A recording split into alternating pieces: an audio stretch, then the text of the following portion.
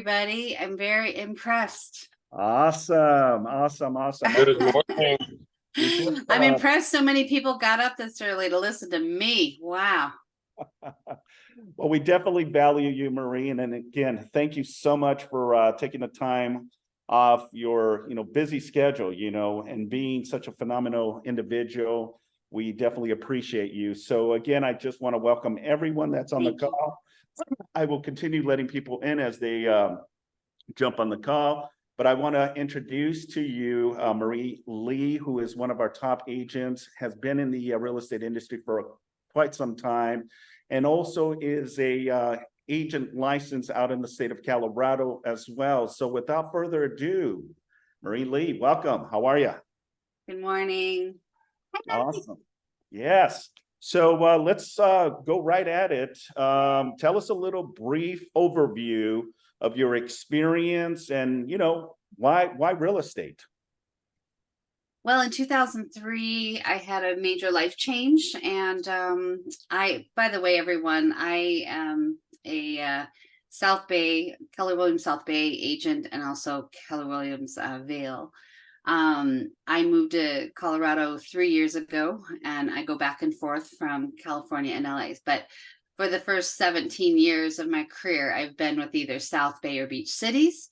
My main markets were Torrance, Redondo, South Bay, for the most part. So I started as an individual agent. I was going through a change in status maritally, and I just called my realtor and I said, holy crap, I need a new career. I need a new house. I need a new life.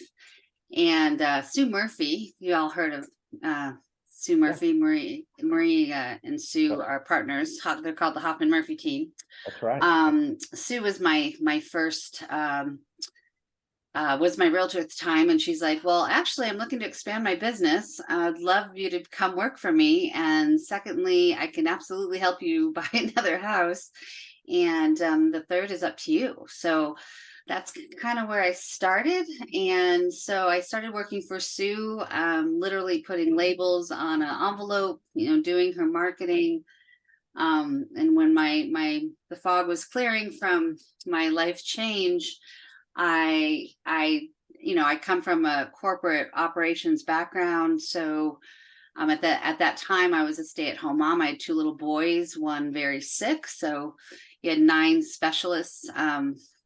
And so I was working as a business consultant, but pretty much in a hospital or a doctor's office for the first 6 years of his life. So I had taken a break from the corporate world, and then going through this divorce, I'm like, oh my gosh, I'm jumping in and starting over completely.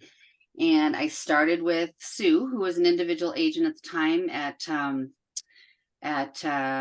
Remax, actually. And we were there for about 6 months. And then she was one of the first agents recruited to Keller Williams 20 years ago. And so we together came on as a pair. And when it was Keller Who back then, believe it or not, and just started with Sue. And we went to Beach Cities, and I started as an assistant TC, and then I started seeing how all these agents were making so much money, and I was doing all the work as a TC. So I decided to go get licensed and became an agent. And so there's one lesson right there. I wanted to be, Sue Murphy's partner. I wanted to be her buyer's agent. And, she's like, no, I want you to be my assistant forever. And, so what happens if you keep talent down, they're going to leave you. So there's lesson number 1 of this call. So, Sue, eventually I parted ways, and she's my great friend. But I went off on my own and just started selling real estate to everybody I knew. Awesome. Wow. Yeah. That's a interesting story. I didn't know that was the direction, because the Hoffman Murphy team are still super strong in the Redondo, Manhattan area. So it's awesome to hear that. So thank you for sharing. Yeah, and over the course of the last 20 years, I've gone up against them on multiple listing appointments, That's right. and it's always really fun to get the listing, and then Marie Hoffman walking in and your broker's open and going, "How'd you get this listing?" And I just love those stories too, because just remember, everybody out there, even if you're going up against the biggest team in the South Bay, you're going to bring a special, character and renaissance to that individual. Just because you are going up against someone who may have been around longer or have more experience or have more sales, you're going to connect with people differently. And I've won a lot of those listing appointments, not all of them, but that's another thing I want you all to pay attention to.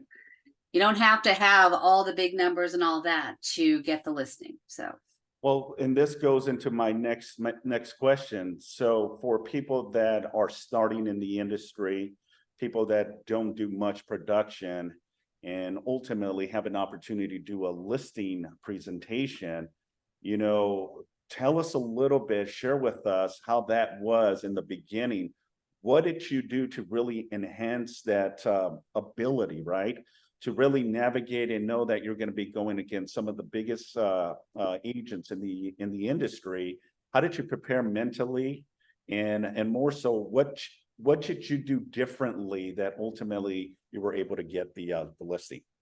well, when you're going up against the big guns, you have to know your market. You have to know the numbers. You have to know what you bring to the table that's going to be different than a 10-person team. And I started off as a top buyer's agent year after year after year after year. So eventually, I can't say, most of my listings in the beginning of my career were people I knew, or people I'd sold a home to, or people I started in 03, 04. So that was like the run up, and then there was the drop off. So I had a few listings in the beginning of my career, but those were mostly from friends, family, people that knew me. When my business kind of turned after like 5-6 years, all those buyers were selling or upgrading and all of those things. When it came to my own clients, I pretty much got those listings pretty much by myself, with not an issue, because they had experience with me. As I started, getting, my team was growing in size, and I was going up against these big teams, and I had Nick, and I had an assistant, and I had a TC. I just tried to really connect with that listing appointment, just really know my information really, really well, what I bring to the table, and obviously just connecting. And I'm very good at, developing relationships. And, this is a relationship business. You wouldn't be in it if you're not in a relatively, you don't like people. There are a lot of people in this business that don't like people, but usually it comes around after a couple of years. But the bottom line is, I just came very, very prepared and really connected, and just, did the disc in my head every time I walked into someone's house, and, try to bring value every time. You can't, sometimes I would like, okay, I'm going up against, 5, they would tell me they're interviewing 5 agents. Sometimes I'd go grab a top agent in my office and say, hey, can you come with me? So it kind of made me look bigger, and they could fill the gaps and things I didn't know yet. And I've done that with many young agents over the course of the last 20 years. Are like, Maureen, I have this big listing appointment, I don't know what I'm doing. They'd run to my office, we'd get prepared, I'd go to the listing appointment with them. So don't be afraid to bring in a big gun with yourself. And that's a strategy I used in the beginning often. But ultimately, there was a reason why they clicked on my face or clicked on my name. And I just brought myself, and was so prepared that I was comfortable at anybody's table. The listing appointments or the buyer consultations I'm not prepared for. I never do well with those. So you just got to always come to the table really, really prepared. And if you don't know something, go learn it. If you don't know something and they ask you a question, just say, you know what, I want to be 100% about that. I'm going to check with my broker. And I'll get back to you on that. And that's better than so many people just throw out misinformation when they don't know something. And I think the client really appreciates you not, because in the beginning, we all don't know it all, right? We don't. We're learning, but you're here, you're at this call. That means you're someone that wants to continue to learn and progress. So you're going to be successful if you keep at that and always be learning. I'm always learning. I'm a big advocate of Bloomberg. People, one of your questions, Simon, to me was, how do I stay up with what's going on in the trends and blah, blah, blah. Every market's different. Well, in the beginning, if I wasn't with my kids, I wasn't with a client, I was in the classroom or looking at property. I didn't sleep much in the beginning because I had so much I felt like I had to learn. And I think people get lazy. They don't go to Brokers Open. If I can tell you one thing, if you're new or within the last couple, within a few years, especially since COVID, when we couldn't get into homes, just catch up with that. Go to Brokers Open, go to open houses. You'll learn more by walking in that property. And maybe you don't have a client for that property right now, or whatever the case may be, or you don't have a listing appointment in that neighborhood. You will someday. And I gotta tell you, there's not many complexes or communities that I don't know like the back of my hand in the South Bay. And that knowledge, like, oh, I have this listing appointment in this strange neighborhood. Oh, well, you should have gone to Brokers Open back when that house is on the market, or something in that neighborhood was on the market. And a lot of agents won't do that work. And if you do that work, trust me, every house you go into, you will learn something new. And I can't, impress that enough on new agents. And I remember I used to go to Brokers Open with experienced agents. I did not go with new agents. I would go with the most experienced agent that I knew to learn from them, so. I love what you said about, and that just resonated with me, because a lot of agents are under the misconception that they have to do it by themselves. And that is not true. What you said was, you would go with someone and help navigate that listing because you knew the area, you knew the marketing strategy, and you were more of a support factor for the agent that maybe did not go on a listing appointment or just didn't have the confident level to secure that listing, right? And that just tells me who you are as an individual, your leadership, and the ability to really just extend yourself and say, hey, if you ever need any help, I'm here, we can go together. That is awesome. That is the coolest thing to hear. Well, it's super fun for me. I love, I was in LA about, 6 months ago, and I was sitting next to your office waiting for you, Simon. And this new agent blows in and she's like, I need this, I need that. And I just like, okay, sit down. She chatted with me for 5 minutes or 10 minutes and she didn't know who I was. She was brand new. And anyway, so she zooms out to do whatever she had to do. And I just kept going on with my day. And then later she texts me and she's like, can I be on your team? And I'm like, I would love you to be on my team. I'm not always here. So for a new agent to be on my team at the time, it really didn't work out. But even to this day, she texts me all the time, like, hey, what would you do in this situation? And we talk and we communicate, and I love her. And I'm like, oh, it's the worst mistake I ever made, not putting her on my team, even though, my situation's a little weird. But anyway, so yes, this company is amazing. You guys have no idea, especially if some of you haven't been here a long time. And this office is amazing because you always have support. You don't have that competitive edge you have all over town. I've been in many different offices. I've been recruited by probably every brokerage in the South Bay, and now Colorado, even though I don't do much here. And I'm like, no, I have the best thing going on here with Keller Williams, and I always have. And you guys don't realize the support until a lot of people go somewhere else, and they think, oh, they're promising me all this love and riches somewhere else or whatever. Like the grass is always greener. It's not. You have the greenest pasture you could possibly have, especially as a new agent.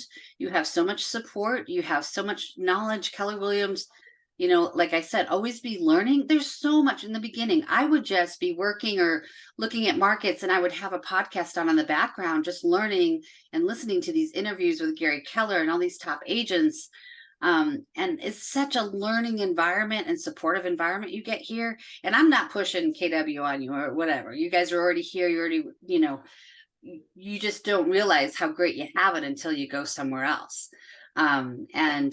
Especially with Simon, oh my God, you guys got the best guy in the world there to support you. So use these resources to help build your business, and you do not need all these bells and whistles. One thing I wrote down on my notes preparing for this call is, everybody on the planet, you're a realtor, they think you're like a squirrel, like, oh, this is going to get you a million deals. Oh, this is what you don't spend money, lead with revenue.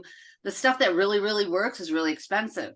So go with the stuff that's inexpensive that Keller Williams is putting out there for you. And don't spend a ton of money. Lead with revenue. I didn't start spending money until I had it, because I didn't have it in the beginning. I initially sold homes to everybody I knew. You know, I was involved with my kids' school. I coached sports. I was involved with my church.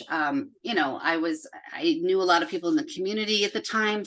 And that's definitely harder. I know when you don't have those things to call upon. Sorry, I'm getting low energy. I got to plug in. But at the same time, if you just, you know, become an investor yourself, get in the game yourself, because if you have property and you're going to be very mindful of, you know, I work with a lot of investors. I started working with investors a lot in the beginning because I became an investor. I started buying rental properties. You know, I bought and sold those multiple times over to, I now own 6 rental properties. I don't have to work if I don't want to. It's a lovely thing. This is why I have this luxury of being able to go back and forth to Colorado and California. But I got in early, didn't know a whole lot, but I was in the classroom learning about investment property, learning about the tax benefits of real estate, not only for myself, but for my clients. And if you're not, you know, it's like 1031 exchange in the beginning of my career. What's that? So I went to a class. I went to 4 classes because it was kind of complicated. Probate. Oh, I had probate. What's probate? Somebody dies. Oh, went to the best classes in the world on probate. So just whatever those things are, you're a flipper. I've flipped, you know, I was in the flipping business for about, I don't know, 5 years. I had a partner. We flipped about 10 homes. That was really fun. Love that. Got me more into staging and all that fun stuff. So whatever, there's so many facets of this business that you can go into that, you know, piques your interest. Go that direction. Don't feel like you just, you know, if I were to do this all over again, I would have gotten my CCIM, but I would have gone into commercial. I would have gone into those courses. You know, I just happened to have a 1st and 2nd grader when I first, you know, single mom on commission only income. You know, you're going to stick with what you know. But now, as you know, the more people I get into communication with, I mean, commercial is a huge thing out in Colorado. Just every residential realtor does commercial. So darn, why didn't I take those classes? Not that it's too late now, but whatever piques your interest, go for it. And just, there's so much knowledge in this company and so many resources that we can utilize for free. I love it. That was a lot of information. Sorry. No. This is awesome. Thank you for sharing. Let's kind of pivot and ultimately go back when you decided that it was time for you to start a team. Tell us a little bit of how that kind of started for you when you were an individual solo agent and it was time that, you know what, I think I have the resource, the support, the platform, and now I want to start building a team. So I think that was, okay, so I really started selling real estate in 2004. I'm looking at a calendar right now. So it was about 2010 to 11. Pretty much that was during, right? 3, 4, 5 was like this, right? 6, 7. I had no idea. I just came to this office and I realized I never stopped working at the pace I was working. And then the market changed. It's like, yeah, so what? You know, just kept working with buyers. I kept collecting buyers. And 10, 11, 12, I just wound up like, I remember at one point I had 22 buyers. I think I had 32 short sale offers out there. You remember when you had to take your check and put it in the little box? Oh my God, I lost track. I was stressing out because I had so many people's checks on so many short sales. And I honestly don't even know what I did in commissions that year. And it dawned on me that all these buyers are going to turn into sellers someday, right? Because I'd been doing it long enough and everybody turns about 5 or 6 years. So it was about 2011 when I 11, 12, things started changing where I had so much business I couldn't handle it. 22 buyers, active buyers, and then you have the 20 that are on the back burner. And then some of my clients started listing as the market was improving, my sellers or buyers that I'd sold to. And then more listings lead to more listings, right? So pay attention to those lead with leverage, get listings. In the beginning of your career, you won't be like me for 5 years. All I did was run around after buyers. But then I woke up one day and I didn't sleep. I was like overwhelmed. I mean, I had a TC, right? Always had a TC. After my first 5 deals, I had a TC. But then I just realized I cannot handle this by myself. So I remember in the early days, I thought, oh, it's time for a buyer's agent. I can afford an office. It's now time for a buyer's agent. That's not the time for a buyer's agent. It's when the volume of your business comes and you can't be 3 places at one time. So I started hiring myself, which was a big mistake. So go to that class on who to hire. I kept hiring myself. I kept hiring my friend, the single mom with 2 kids and no availability. So that was a big mistake. So I realized I needed to hire a different personality or somebody that just wanted to be equal partners. And I'm like, okay, you have never sold a property before. You don't know, like, what do you bring to the table? So I started learning like, okay, I keep hiring the wrong person. So I hired an assistant and that worked out well. But then I really, needed someone out in a licensed buyer's agent. So I think Nick Williams was my first correct hire. And, I doubled my business in 2 years because I had some help. And, Nick and I did well. And then, again, at the height of my career in regards to my team, I think I had 7 buyer's agents. And I had a operations listing helper too, and then 2 part-time assistants and a TC. So I think the biggest my team's ever been was like 10 or 12 people, because buyer's agents come and go and whatever. So loved all those people. I don't have that team now. But just be ready when you hire your first buyer's agent. You don't automatically double your business. There's obviously training and processes along the way that you have to build with that. But yeah, I didn't stick with the model the whole way. I tried, but yeah, go to those classes, you guys. I love it. Thank you for sharing. So yeah, I remember, I was in the trenches of your growth during that time, and it was like a consistent what is it, transactions and closings that we were seeing from the Marie Hoffman team. Sorry. So the Maureen Lee real estate group. Real estate. But thank you. It's a compliment being confused with them. Oh, so yeah. You started with them in the early stages of your career, but yeah, it definitely just shows your leadership and your ability to, it didn't happen overnight, but ultimately you started finding the right talent, and that's where you scaled your business. So that was awesome. Now let's go into some of the biggest challenges that you see right now, or obstacles that you're seeing right now, being that you're an agent not just in California but in Colorado. I know it's a different market for sure. And how do you balance that, because you still do a lot of business here in the South Bay? Well, I think everybody's feeling the challenges of obviously interest rates. And so what I've been working on with my team is like, okay, maybe the transactions aren't coming in like they normally do. Now is time to be supportive and build the relationships and have all the consultations. And that's one thing I want to really put out there to you guys. When I would just throw three people in my car and go out and take them, those deals were always the most challenging, or those were the clients that did not stay loyal or not even loyal, they just disappeared.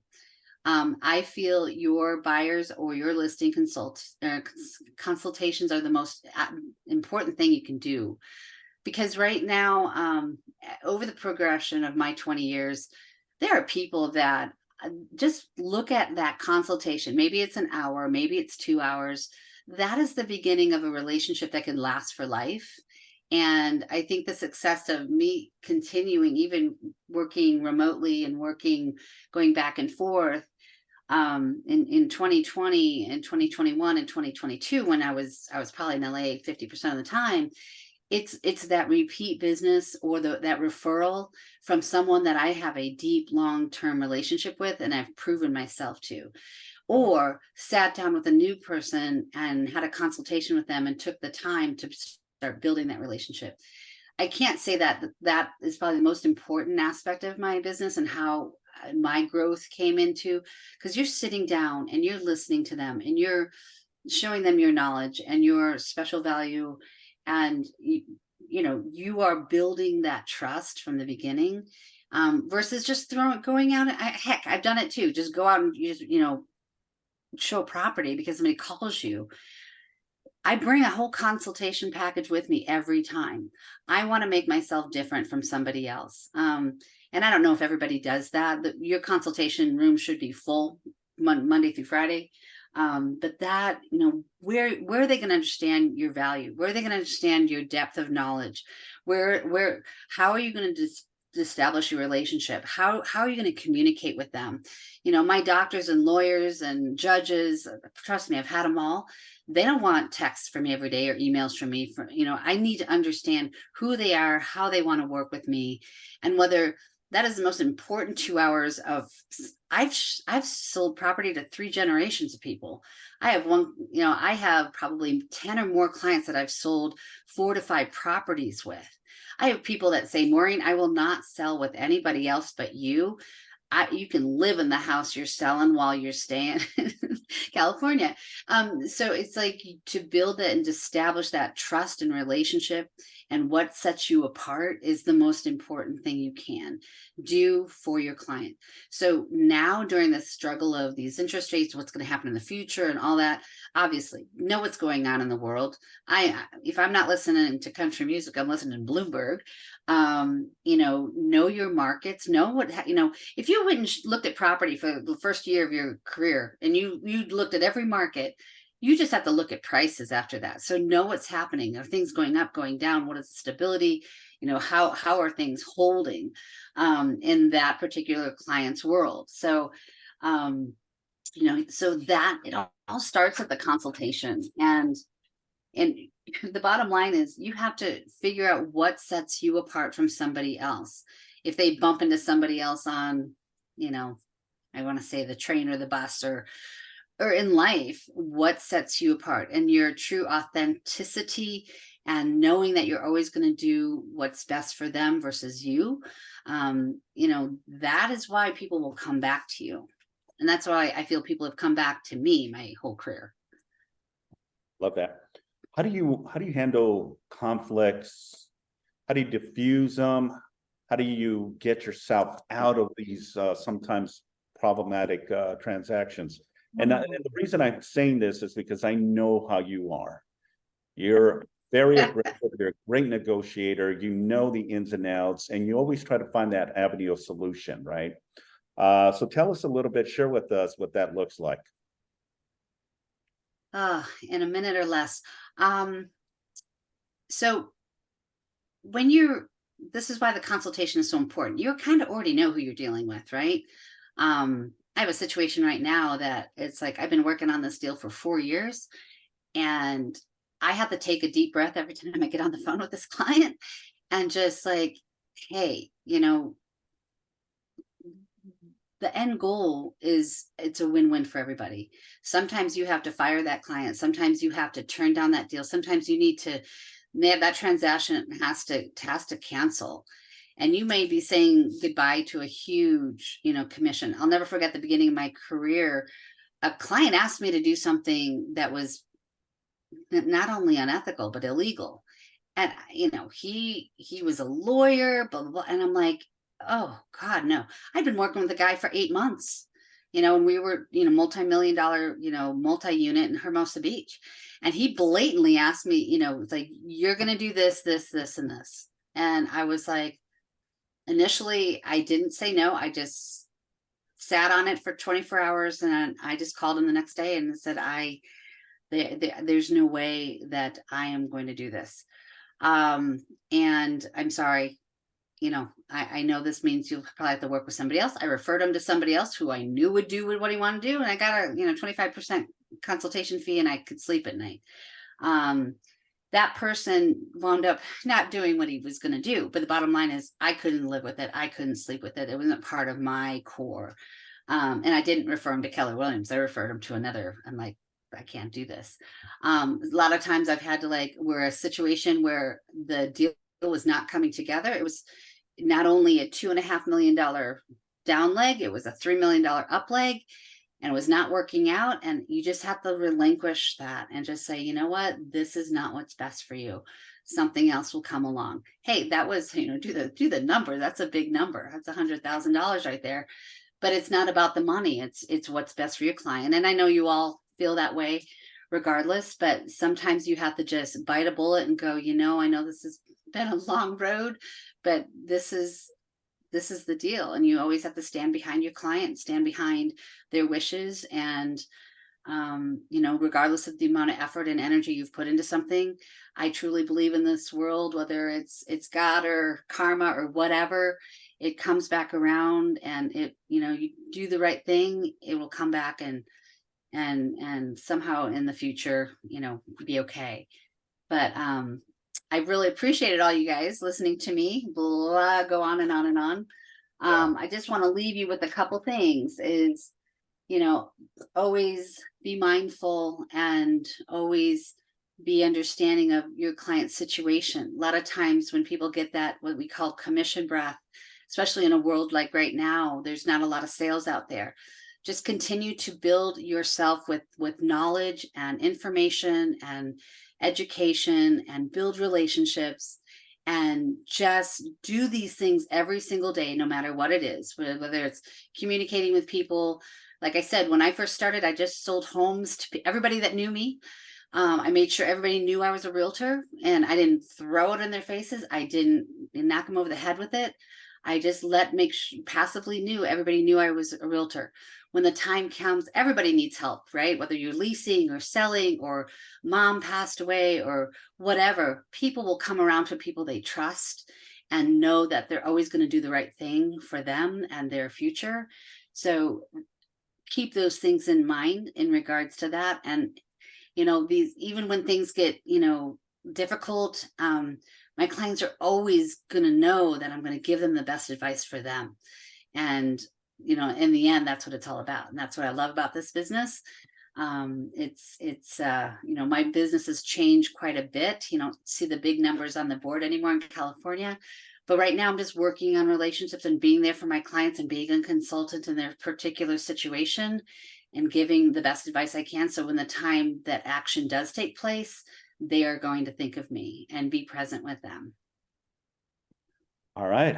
Well, I appreciate you. You're awesome. Thank you. I appreciate very much you. for taking, You guys have the best leadership ever. And Simon is a big part of that. You just have I can't stress that enough. I'm not saying it because they're paying me. I'm just saying it because, you have such great leadership and supportive and, many and everybody at that office. I just, I wish I had that here. And I have a Vail office and they're great too, but it's just very different. It's not home. Simon is home. And really appreciate you guys coming this morning. And I hope somebody got some small nugget and takes it with them to help them in the future. Absolutely, Maureen. We definitely got a lot of nuggets from this call. So again, thank you very much. Say hello to your husband for me. I will. Have a wonderful weekend. And again, thank you so much for taking time. Thank you guys. Love you all. Bye. All right. Take care. Have a good Bye-bye. day. Thanks. You too.